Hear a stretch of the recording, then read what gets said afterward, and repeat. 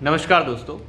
तो Delhi services bill कल राज्यसभा से पास हो गया। रात के लगभग 10 साढ़े 10 बजे उसके ऊपर वोटिंग भी हो गई और अरविंद केजरीवाल हमेशा के लिए बर्बाद हो गए। जो थोड़ी बहुत आस उन्हें थी भी कि इसके बाद कुछ सुधार हो जाए, सर्विसेज का अधिकार उनके पास आ जाए, विजिलेंस का अधिकार उनके पास आ जाए, लेकिन अब सब कुछ खत्म हो गया। लेकिन सबसे रोचक चीज़ें तो देखने को राज्यसभा में मिली। बड़ी ही सार्थक बहस राज्यसभा में इसके ऊपर हुई। सभी सत्ता पक्ष और विपक्ष सबके बीच में बड़ी अच्छी सार्थक बहस मैंने देखी। बड़े दिनों बाद ऐसी बहस देखने को मिली है। चाहे वो राघव चड्ढा हो, चाहे वो जेठमलानी हो, चाहे वो अभिषेक मनु सिंघवी हो, चाहे वो चिदम्बरम हो, चाहे गोगोई साहब हो, हर किसी ने अपनी बहस बिल्कुल बेहतरीन ढंग से राज्यसभा के पटल के ऊपर रखी और बड़ी ही अच्छी बहस हमें देखने को मिली। लेकिन कुछ अजीबोगरीब चीज़ें तो देखने को मिली और जिसकी वजह से अरविंद केजरीवाल को कम से कम ये समझ आना चाहिए कि राजनीति में आटे दाल का भाव होता क्या है। अरविंद केजरीवाल ने भले ही कितने ही विपक्षी दलों का साथ जोड़ लिया हो, भगवंत मान के विमान में ट्रैवल कर करके, लेकिन ऐसा बहुत ज़्यादा चीज़ें जो हैं आपको मैं बताऊंगा जो राज्यसभा में हुई, जिसकी वजह से अरविंद केजरीवाल को कम से कम आटे दाल का भाव पता चल गया। हालांकि विपक्ष की पता नहीं क्या मजबूरी है कि कैसे कैसे मामलों के साथ जो है वो अरविंद केजरीवाल का साथ दे रहा था, लेकिन अंदर जो हुआ उसमें मैं आपको बताऊं, गोगोई साहब ने बिल्कुल साफ किया।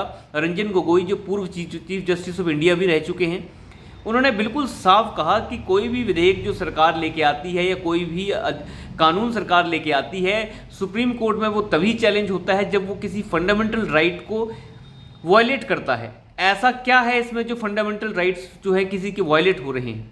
जब ये एक पूर्ण राज्य है ही नहीं, तो फंडामेंटल राइट जो है जो अभी इसको दिए जा रहे हैं वो इसके लिए पर्याप्त हैं और ये किसी के अधिकारों को और या किसी व्यक्ति विशेष के फंडामेंटल राइट्स को ये कानून नहीं छेड़ता है।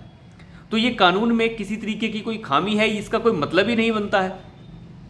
अब एक अच्छा बयान उन्होंने दिया, लेकिन उसके बाद जो एक बेहतरीन चीज़ जो देखने को मिली वो ये मिली कि दो बड़ी पार्टियां जो विपक्ष के साथ नहीं खड़ी थी वो थी बीजू जनता दल और वाईएसआर कांग्रेस। बीजू जनता दल नवीन पटनायक की जो पार्टी है, उड़ीसा की पार्टी है, उन्होंने अपना बिल्कुल क्लियर स्टैंड रखा कि हम संविधान के साथ हैं और संविधान जो है संविधान के जो भी आर्टिकल्स हैं वो सारे इस कानून के पक्ष में हैं, इसलिए हम इस कानून के पक्ष में खड़े हुए हैं। लेकिन वाईआरसीपी पार्टी ने एक कदम आगे बढ़कर केजरीवाल को जो तमाचे जड़े हैं वो बिल्कुल साफ हैं। वाईआरसीपी का ये कहना था कि ये अरविंद केजरीवाल की पार्टी एक ऐसी पार्टी है जो एनार्की पार्टी है, बिल्कुल बदतमीज पार्टी है। जब से ये सत्ता में आई है तब से ऐसा ही ड्रामा हो रहा है। पहले भी सरकारें थी, पहले भी कानून बनते थे, पहले भी जो है केंद्र में कोई दूसरी सरकार, राज्य में कोई दूसरी सरकार चला करती थी, लेकिन ऐसा ड्रामा तो कभी नहीं हुआ करता था। उन्होंने इसे एक परफेक्ट एनार्की पार्टी का नाम दे दिया। इसके बाद राघव चड्ढा ने यह कहा कि इसे जो है स्टैंडिंग कमेटी में भेजना चाहिए और स्टैंडिंग कमेटी में 5 ऐसे मेंबर ऑफ पार्लियामेंट के नाम उन्होंने ले दिए जिसके हस्ताक्षर उनके पेज के ऊपर थे ही नहीं। मतलब बिना हस्ताक्षर के ही, फर्जी हस्ताक्षर करके ही राघव चड्ढा ने वो डॉक्यूमेंट अंदर पेश कर दिया कि इसे स्टैंडिंग कमेटी के पास भेजना चाहिए और ये स्टैंडिंग कमेटी के नाम है, जिसमें सुधांशु त्रिवेदी का नाम भी है। अब आप अंदाज़ा लगाइए इस राघव चड्ढा का, जिसे इतना भी नहीं पता कि कैसे राज्यसभा की कार्रवाई चलती है, और आपने जो है एक ब्रीच का मामला बना दिया। और उसी समय अमित शाह खड़े हुए और उन्होंने ऐलान किया कि इसके ऊपर जो है ब्रीच का मामला बनता है, ये ब्रीच ऑफ प्रिविलेज है, ये अवमानना का मामला बनता है और राज्यसभा में इस तरीके की हरकत कभी ना हुई है और ना हमने कभी देखी है। तो राघव चड्ढा जो है बिल्कुल फंसते हुए नजर आ रहे हैं, जिन्होंने नकली सिग्नेचर करके एक स्टैंडिंग कमेटी का हवाला वहां पे दे दिया। अब आप अंदाज़ा लगाइए कि एक स्टैंडिंग कमेटी की बात राघव चड्ढा कर रहे हैं और नकली सिग्नेचर करके लाए हैं। सभी 5 के 5 सांसदों ने यह कहा कि हमारी तरफ से ऐसी कोई भी इजाज़त नहीं ली गई और ना हमने कोई सिग्नेचर किए हैं। तो अरविंद केजरीवाल करना क्या चाह रहे हैं, किस तरीके की हरकतें हैं ये?